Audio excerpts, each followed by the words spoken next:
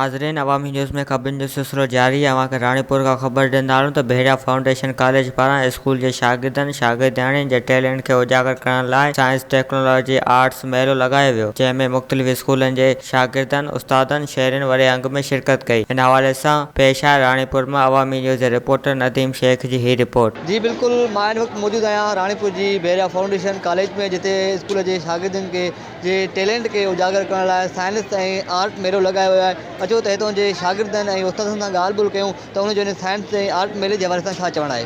तो हक़ीक़त में साइंस जे सब्जेक्ट्स जे कंसेप्ट खे क्लियर करण जे लाइ हिकु त ॿार जेके असांजा जिन प्रोजेक्ट डिस्प्ले कया आहिनि उन्हनि ते कमु कयो आहे। उन्हनि जे खोड़ सारियूं ख़ुशूसियतूं जेके स्किल्स आहिनि ॿारनि में उहे डेवलप थिया आहिनि।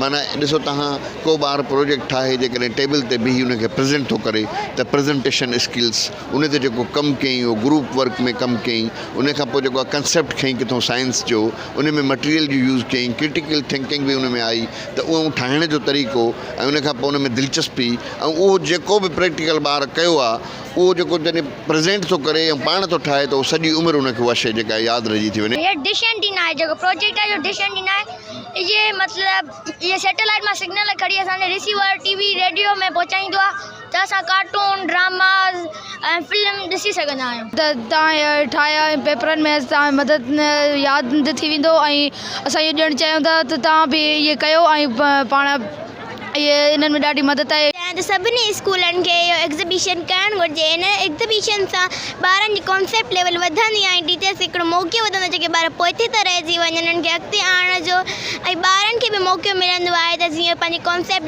पंहिंजी कामयाबी ॿियनि सां शेयर करे सघनि, ॿियनि खे ॿुधाए सघनि त उहो केतिरो मतिलबु कुझु अॻिते थी सघंदा। सभिनी स्कूलनि में कराइणु घुरिजे त जीअं ॿार एक्टिव बि थियनि ऐं ॿारनि जो ज़हन बि खुले। त वधीक ख़बरनि ऐं तफ़सील जे लाइ विज़िट कयो असांजी वेबसाइट awamiNewsHD.com ऐं ॾिसंदा रहो अवामी न्यूज़ HD।